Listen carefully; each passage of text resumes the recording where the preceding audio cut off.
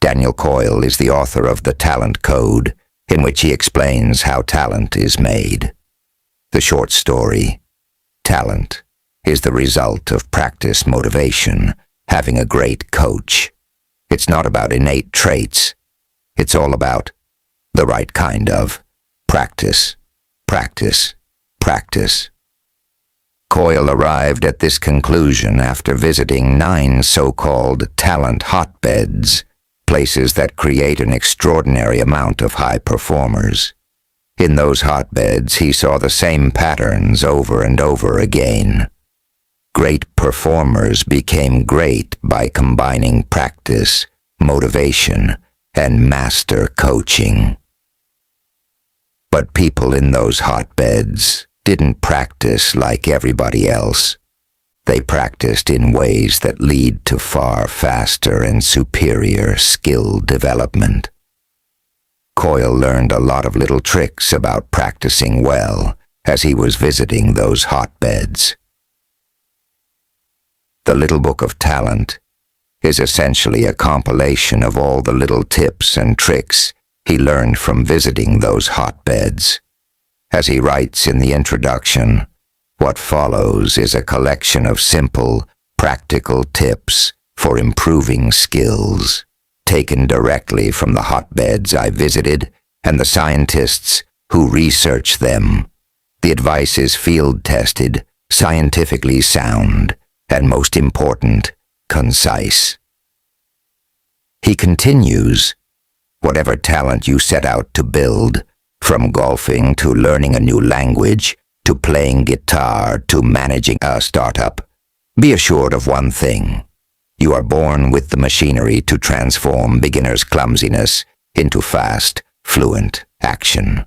That machinery is not controlled by genes, it's controlled by you. Each day, each practice session, is a step toward a different future. This is a hopeful idea, and the most hopeful thing about it is that it is a fact. Tip 1. Stare at who you want to become. If you were to visit a dozen talent hotbeds tomorrow, you would be struck by how much time the learners spend observing top performers.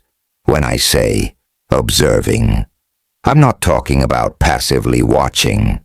I'm talking about staring the kind of raw, unblinking and intensely absorbed gazes you see in hungry cats or newborn babies. We each live with a windshield of people in front of us. One of the keys to igniting your motivation is to fill your windshield with vivid images of your future self, and to stare at them every day. Studies show that even a brief connection with a role model can vastly increase unconscious motivation. For example, being told that you share a birthday with a mathematician can improve the amount of effort you're willing to put into difficult math tasks by 62%. Want motivation? Fill your windshield with vivid images of your desired future. Bookmark a few YouTube videos and watch them on a regular basis. Personally, I like to watch clips from the movie Limitless. Makes me want to become the kind of person Bradley Cooper plays in that movie, and it never fails to motivate me. Tip 2. Don't fall for the prodigy myth. Most of us grow up being taught that talent is an inheritance, like brown hair or blue eyes. Therefore, we presume that the surest sign of talent is early, instant, effortless success. That is, being a prodigy. In fact, a well-established body OD research shows that that assumption is false. Early success turns out to be a weak predictor of long-term success. The talent hotbeds are not built on identifying talents, but on constructing it day by day. If you still believe in the myth of the natural, the myth of innate traits being more important than effort and practice, then I highly suggest reading The Talent Code. Peak or talent is overrated. These books dispel the myth of natural inborn talent as being the driving force behind greatness. As Coyle points out, greatness isn't born, it's grown. The belief in effort over natural talent will help you throughout all your life. Better to fully ingrain it sooner rather than later. Sadly, most people go to the grave still thinking that you either have it or you don't, which causes a lot of damage and is simply not true. Tip 3. Find the sweet spot. There is a place, right on the edge of your ability, where you learn best and fastest. It's called the sweet spot. Here's how to find it. Comfort zone. Sensations, ease, effortlessness. You're working, but not reaching or struggling. Percentage of successful attempts, 80% and above. Sweet spot. Sensations, frustration, difficulty, alertness to errors. You're fully engaged in an intense struggle, as if you're stretching with all your might for a nearly unreachable goal, brushing it with your fingertips, then reaching again. Percentage of successful attempts, 50, 80%. Survival zone. Sensations, confusion, desperation. You're overmatched, scrambling, thrashing, and guessing. You guess right sometimes, but it's mostly luck. Percentage of successful attempts, below 50%. The sweet spot is where learning is maximized. It's the place, right at the edge of your comfort zone and a little bit beyond it. As Coyle explains, practice in the sweet spot is just the right amount of challenging, while practice in the comfort zone is not challenging enough. And practice in the survival zone is too challenging. He advises to ask yourself, if you tried your absolute hardest, what could you almost do? Find the boundary of your current ability and aim a little beyond that. That's the sweet spot. Tip 4. Embrace struggle. At all of the talent hotbeds, from Moscow to Dallas to Brazil to New York, I saw the same facial expression. Eyes narrow, jaw tight, nostrils flared, the face of someone intently reaching for something, falling short, and reaching again. This is not a coincidence. Deep practice has a telltale emotional flavor, a feeling that can be summed up in one word: struggle. When it comes to developing skills at a rapid pace, you want to struggle. Struggle is a sign that you're constructing new neural connections. You're creating myelin. You're building skills. Call it whatever you want, but struggle means that you're growing in one way or another. Tip 5. Pay attention immediately after you make a mistake. Brain scan studies reveal a vital instant, 0.25 seconds, after a mistake is made, in which people do one of two things: they look hard at the mistake, or they ignore it. People who pay deeper attention to an error learn significantly more than those who ignore it. Paying attention to mistakes is similar to embracing struggle. It's something we tend to ignore, yet something that is deeply necessary for developing skills quickly. Develop the habit of facing your mistakes. Figure out what went wrong and why. Try to do better next time. As Coyle says, take your mistakes seriously, but never personally. Tip 6. Take a nap. This is one of my favorite tips. Napping is common in talent hotbeds and features both anecdotal and scientific justification. The anecdotal: Albert Einstein was good at physics, and he was really good at his daily post-lunch 20-minute snooze. Other famous nappers include Leonardo da Vinci, Napoleon Bonaparte, Winston Churchill, Thomas Edison, Ronald Reagan, John F. Kennedy, and John D. Rockefeller.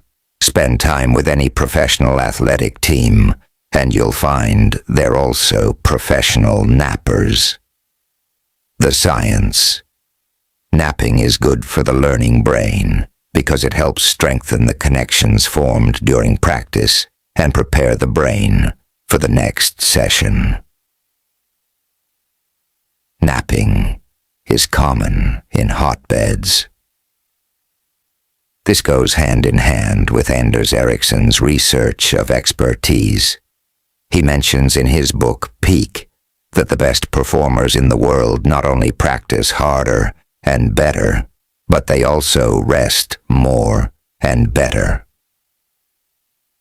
In one of his studies, the best violinists got around 5 hours more sleep than the average violinists.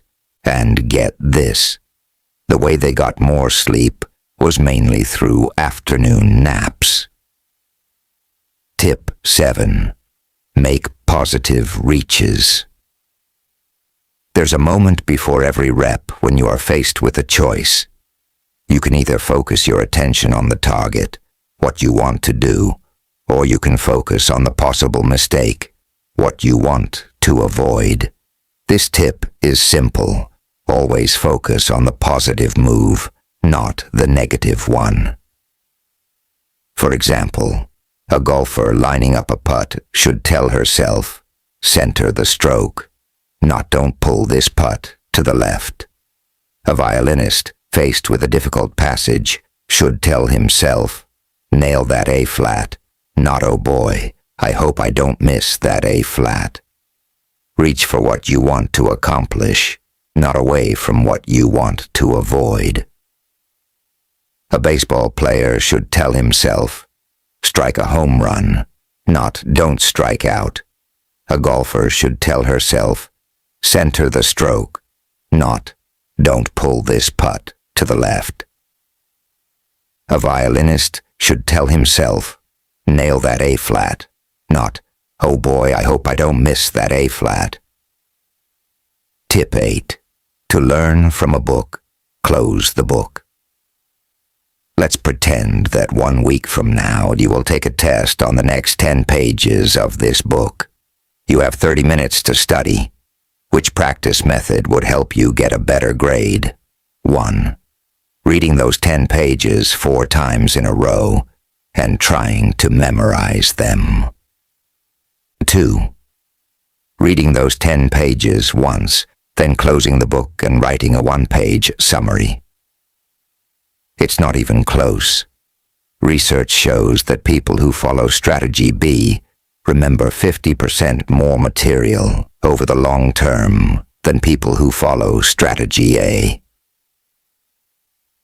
This goes back to the idea of embracing the struggle. Passively reading a book is an easy and rather effortless process. It's not challenging enough to be considered in the sweet spot zone. Writing a summary, on the other hand, is much more of a struggle and much closer to the sweet spot. You have to struggle to bring back key points, struggle to process and organize those ideas in a meaningful way, and struggle to write them on the page.